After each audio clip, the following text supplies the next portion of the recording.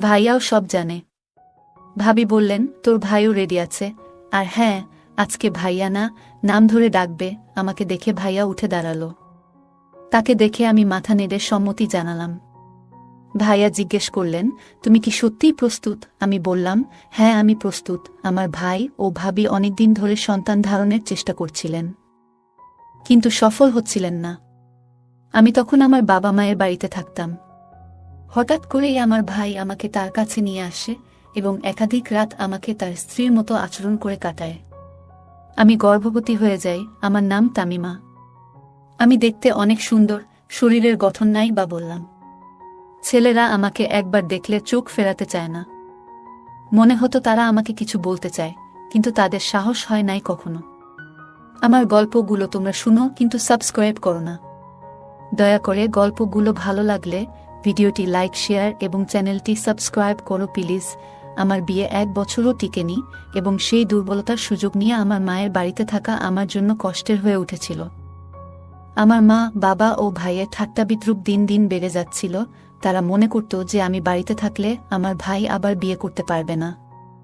আমার অসহ্যতার কারণে আমি তাদের কথা শুনতাম, কারণ আমি আমার ইচ্ছামত প্রেমে করে বিয়ে করেছিলাম, যা 1 বছরও টিকেনি। আমার মামাতো ভাই জানত যে তার চাচা ও খালা কতটা নিষ্ঠুর স্বভাবের। সে আমাকে বলল, আপু তুমি আমাদের বাসায় এসো, এখানে তুমি শান্তি পাবে। আমার জীবন অনেক চেষ্টার পরেও স্বাভাবিক রাখতে পারিনি, কারণ তার পরিবারের সদস্যরা আমার সম্পর্কে ভুল ধারণা পোষণ করেছিল। আমি 26 বছর বয়সে বিয়ে করেছিলাম এবং 27 বছর বয়সে ডিভোর্স পেয়েছিলাম। সেই দিনগুলোর কথা বারবার মনে করতে চাইতাম না। তাই যখন সুনীল ভাইয়া আমাকে তার বাড়িতে আসার জন্য আমন্ত্রণ জানালো, আমি সেই রাতেই সিদ্ধান্ত নিলাম যে আমি আর আমার বাবা মায়ের বাড়িতে থাকব না।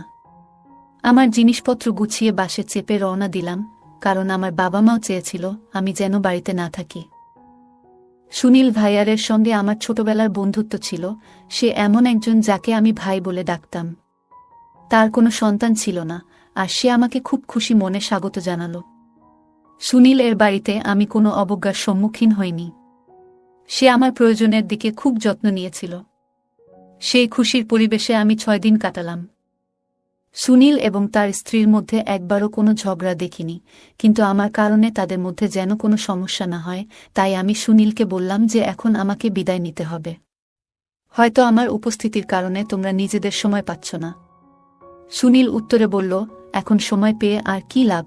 আমি বুঝলাম কিছু একটা সমস্যা আছে তাদের মাঝে। আমাদের বিয়ের 8 বছর পূর্ণ হল। সুনীল আমাকে তার বাড়িতে কয়েকদিন থাকার অনুরোধ করল। সেদিন রাতে যে রুমে আমি ছিলাম, আমার রুমটা সুনীল ভাই এর রুমের পাশেই ছিল। আমি রুম থেকে বের হতেই সুনীল ভাইয়ার রুম থেকে কিছু আওয়াজ শুনতে পেলাম। মনে হচ্ছিল তার বউয়ের সাথে কথা বলছেন, আর কিছু অদ্ভুত আওয়াজ আসছিল। এত রাতে এসব কথা ও আওয়াজ শুনে হঠাৎ আমার স্বামীর কথা মনে পড়ে গেল। রুমে ফিরে এসে কানে তুলো দিয়ে শুয়ে পড়লাম, যাতে কোনো আওয়াজ না শুনতে পাই এবং চোখের সামনে কোনো অপ্রিয় দৃশ্য না আসে। পরের দিন ভাবির বাড়িতে শ্বশুর ও খালা আলাপ করছিলেন। খালা বললেন, প্রিয়া, তুমি আর আমি কবে সুখবর শুনতে পারবো? খালার প্রশ্ন শুনে প্রিয়ার মুখ ভেঙে গেল। সুনীল ভাইয়া বলল, আমাদের ফ্যামিলি প্ল্যানিং আছে, কিন্তু এখনো ভাবিনি। প্রিয়া ভাবি ওখান থেকে চলে যেতেই খালা মুখ গোমড়া করে নিজের রুমে চলে গেলেন। আমি বুঝতে পারলাম না কেন প্রিয়া ভাবি এত মন খারাপ করেছে। তাই আমি ওর রুমে গেলাম। তাকে কাঁদতে দেখে বললাম, প্রিয়া, তুই কাঁদছিস তোর খালার এই প্রশ্নে? সুনীল ভাই তো তাদের বলেছে যে তোমাদের ফ্যামিলি প্ল্যানিং আছে এবং তোমরা সবাই তা মেনে চলছ। এতে খারাপ লাগার বা কান্নাকাটি করার কিছু নেই। তুমি এখন শহরে থাকো, তোমার চিন্তাচেতনা অনেক উন্নত। আজকাল সন্তান জন্ম দেওয়া এত সহজ নয় এবং খরচও অনেক বেড়ে গেছে। হয়তো সময় বুঝে ভাইয়া বাচ্চা নিবে, এতে টেনশনের কি আছে? আমি কথা বলতে বলতে হঠাৎ প্রিয়া আমার কাঁধে মাথা রেখে জোরে জোরে কাঁদতে লাগল। তার কান্নার কারণ জানতে চেয়ে আমি তাকে সান্ত্বনা দিয়ে বললাম, প্রিয়া ভাবি, তোমার কান্নার কারণ নিশ্চয়ই অন্য কিছু। তুমি আমাকে তোমার বন্ধু ভেবে সব বলতে পারো। প্রিয়া ভাবি তখন বলল, তুমি যখন আমাকে বন্ধু ভেবে প্রশ্ন করেছ, আমি তোমাকে সত্য কথা বলবো। কিন্তু এটা শোনার পর তুমি আমাকে ভাবির মতো নয়, বন্ধুর মতো আচরণ করবে। আমি প্রিয়াকে প্রতিশ্রুতি দিলাম যে আমি তাকে বন্ধুর মতোই আচরণ করব।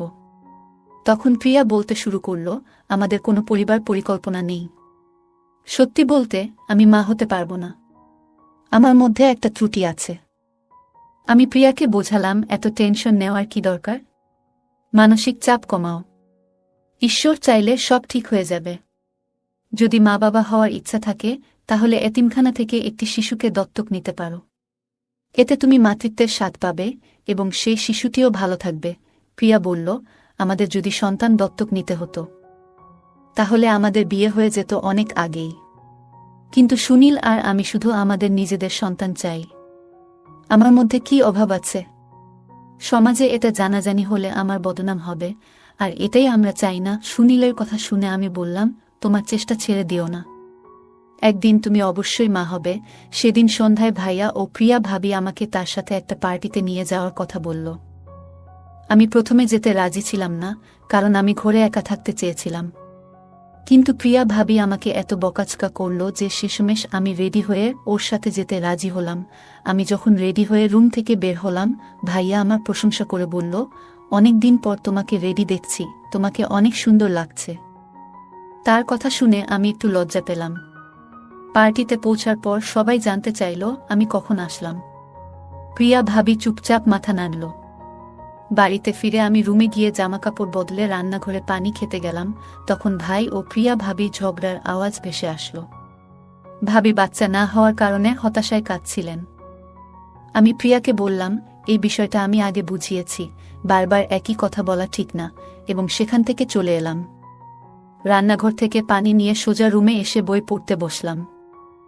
কিছুক্ষণ পর প্রিয়া ভাবি আমার রুমে এসে অদ্ভুত দৃষ্টিতে তাকালেন।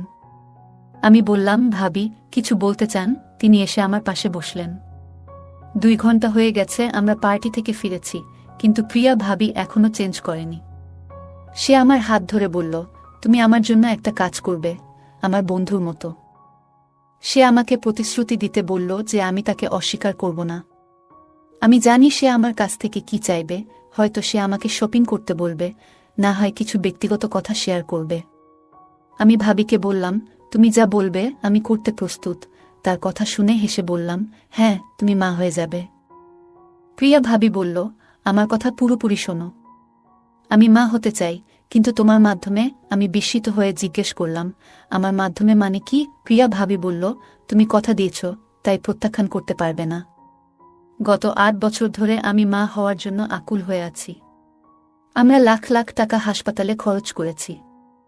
আমি কত ইনজেকশন খেয়েছি।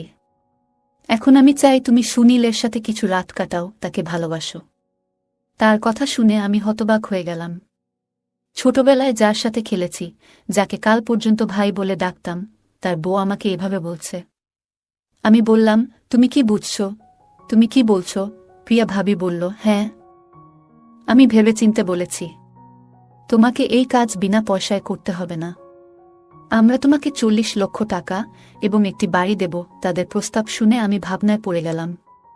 আমি জানতাম আমার নিজের বিউটি পার্লার খুলতে পারলে ভালো হতো। এই 40 লক্ষ টাকা দিয়ে আমি একটি ব্যয়বহুল প্রফেশনাল কোর্স করতে পারতাম এবং বড় পার্লার খুলতে পারতাম।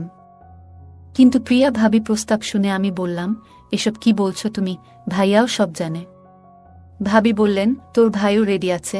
আর হ্যাঁ, আজকে ভাইয়া না, সুনীল বলে ডাকবে। আমাকে দেখে ভাইয়া উঠে দাঁড়ালো। তাকে দেখে আমি মাথা নেড়ে সম্মতি জানালাম। ভাইয়া জিজ্ঞেস করলেন, তুমি কি সত্যিই প্রস্তুত? আমি বললাম, হ্যাঁ। তখন প্রিয়া ভাবি বলল, এখন থেকে ভাই না, সুনীল বলে ডাকবে। তারা সন্তান চেয়েছিল, আর প্রিয়া ভাবি মা হতে অনেক কষ্ট সহ্য করেছিল।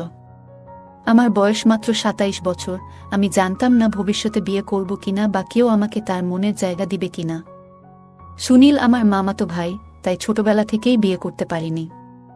কিন্তু সব ভুলে আমি কাজ আর ন্যায্য পাওনা নিতে যাচ্ছিলাম, যাতে ভবিষ্যতে আর কারো সাহায্য নিতে না হয়। আমি দৃঢ় সিদ্ধান্ত নিয়েছিলাম। হঠাৎ বোনের গলা শোনা গেল, আমরা এখনই পার্টি থেকে ফিরেছি, তুমিও ক্লান্ত, আজ বিশ্রাম নাও, কাল থেকে শুরু হবে। আমি মাথা নেড়ে রুমে চলে গেলাম। রাতের খাবার খেয়ে পরের দিন আসলো। কিছুক্ষণ পর প্রিয়া ভাবি এসে বললেন, সুনীল কখনো অন্য মেয়ের দিকে তাকায় না, কিন্তু এখন সে যা করবে আমাদের জন্য করবে। তার হাতে একটা নাইট গাউন ছিল, যা অনেক সুন্দর আর আকর্ষণীয় ছিল। তিনি বললেন, তুমি এই পোশাক পরে সুনীল এর রুমে যাও, সে তোমার দিকে আকৃষ্ট হবে। প্রিয়া ভাবি বললেন, মনে রেখো, এটা শুধু একটা চুক্তি, অন্য কোনো ভাবনা আনবে না। মনে মনে এই চুক্তি মনে রেখে আমি সুনীল এর রুমে গেলাম, শুধু আমার ভবিষ্যতের কথা ভেবে। মাথা নেড়ে সুনীল ভাই এর ঘরে চলে গেলাম। সুনীল ভাই রুমে কোথাও দেখা যাচ্ছিল না। প্রিয়া ভাবি তাকে তার রুমে ডাকল, সে তখন বাথরুমে ছিল। প্রিয়া ভাবি বলল, তাতিমা রুমে এসেছে। সুনীল বলল, আমি ফ্রেশ হয়ে আসছি। প্রিয়া ভাবি বুঝতে পেরে বেরিয়ে গেল। আমি রুমের আলো নিভিয়ে দিলাম। সুনীল ভাইয়া বাথরুম থেকে বেরিয়ে এসে আমার পাশে বসল। আমরা কেউই কিছু বলছিলাম না। হঠাৎ সুনীল ভাইয়া আমার ঘাড়ে হাত রাখল। আমি মনে করলাম, এটা আমার ভবিষ্যতের জন্য একটা চুক্তি। আমাকে এটা করতে হবে, আর আমি এক দম্পতিকে বাবা মা হওয়ার সাহায্য করছিলাম মাত্র। সুনীল এর সাথে কাটানো রাতে পর আমি গর্ভাবস্থার উপসর্গ অনুভব করলাম। এখন আমি নিজেই ঘর অন্ধকার করে দিতাম। সুনীলও তাই চেয়েছিল। 1 মাস পর আমি মশলাদার খাবার খেতে লাগলাম। সুনীল আমাকে তার এক বন্ধুর চেকআপে নিয়ে গেল। অন্তঃসত্ত্বা হওয়ার খবর শুনে সুনীল ও প্রিয়া ভাবি মুখে খুশি দেখে আমিও খুশি হলাম। সুনীল আমার প্রতি অনেক বেশি যত্নশীল হয়ে উঠল। সুনীল দ্রুতই উধাও হয়ে যেত, যদিও সে তার স্ত্রীর সন্তান হওয়ার অজুহাত দেখাত। গ্রামের কিছু মহিলা তার বউকে বন্ধা বলে ডাকতে শুরু করেছিল। আমি তাকে সাহায্য করতে চেয়েছিলাম। সুনীল অনেক আত্মীয় স্বজন এড়িয়ে চলত, অফিসে যাওয়ার সময় তাকে এড়িয়ে যেত এবং ঘরে তালা দেখে ফিরে যেত, যাতে প্রিয়া ভাবির পেট দেখা না যায় এবং কারো প্রশ্নের সম্মুখীন না হতে হয়। প্রিয়া ভাবি বাইরে যেতে হলে অনলাইনে একটি নকল পেট অর্ডার করেছিলেন, যা তাকে গর্ভবতী দেখাত।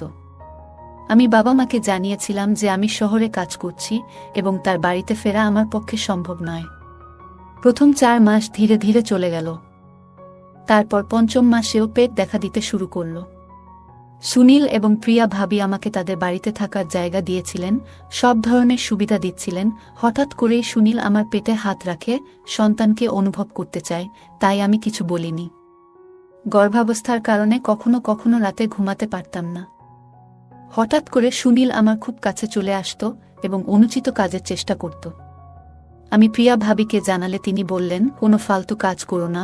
সুনীল প্রতিদিন আমার সাথে ঘুমায়, সে আমাদের বাচ্চার জন্য চিন্তিত। সে আমার কথা বিশ্বাস করেনি। সুনীল আমার কাছে রোজ আসতে শুরু করেছিল, যা শুধুমাত্র আমাদের চুক্তির অংশ ছিল।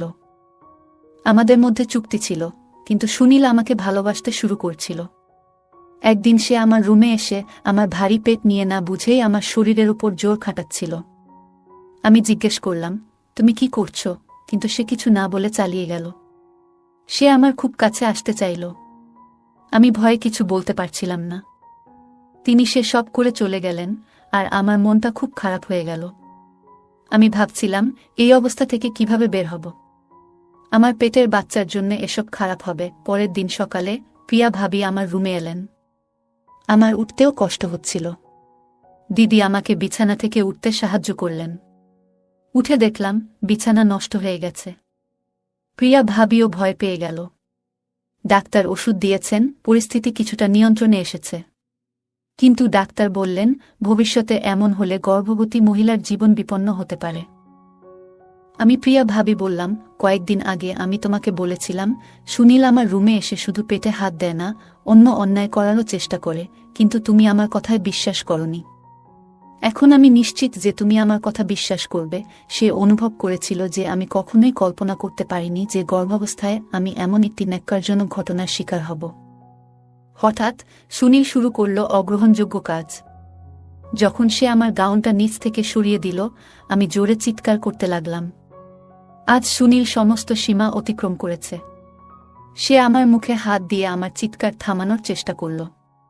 তারপর আমি রুমে জোরে চিৎকার করতেই আলো জ্বলে উঠল এবং সে মুখ ফিরিয়ে নিল। প্রিয়া ভাবি এসে দেখল সুনীল আমার সাথে খারাপ কিছু করার চেষ্টা করছিল। এখন প্রিয়া ভাবির বিশ্বাস হচ্ছিল যে আমি তাকে যা বলেছিলাম সব সত্য, কারণ আমি গর্ভাবস্থায় এসব কাজ মোটেও শোভা পায় না। তারপরে আবার আমরা একটি কন্ট্রাক্ট করছিলাম, তাই প্রিয়া ভাবি সুনীলকে বুঝিয়ে নিয়ে যায়। সুনীল ভাই তার ভুল বুঝতে পারে, কারণ এই অবস্থা এসব কাজ করলে আমার গর্ভে থাকা সন্তানের জন্য অনেক খারাপ কিছু ঘটবে। তার কিছুদিন পর আমি সন্তান জন্ম দেই। সন্তান জন্মের পর সে আমাকে টাকা ও বাড়ি দিয়েছিল। এরপর প্রিয়া ভাবি সুনীলকে নিয়ে তার মায়ের বাড়িতে চলে যায়। আর আমি এই টাকা পয়সা আর বাড়ি নিয়ে সুখে থাকতে শুরু করি। এখন আমি অনেক ভালো আছি। গল্পটা কেমন লাগলো জানাতে ভুলবে না। আরও মজার মজার রোমান্টিক গল্প শুনতে চাইলে ভিডিওটি লাইক, শেয়ার এবং চ্যানেলটি সাবস্ক্রাইব করতে এবং বেল আইকনটি ক্লিক করতে ভুলবে না। ধন্যবাদ।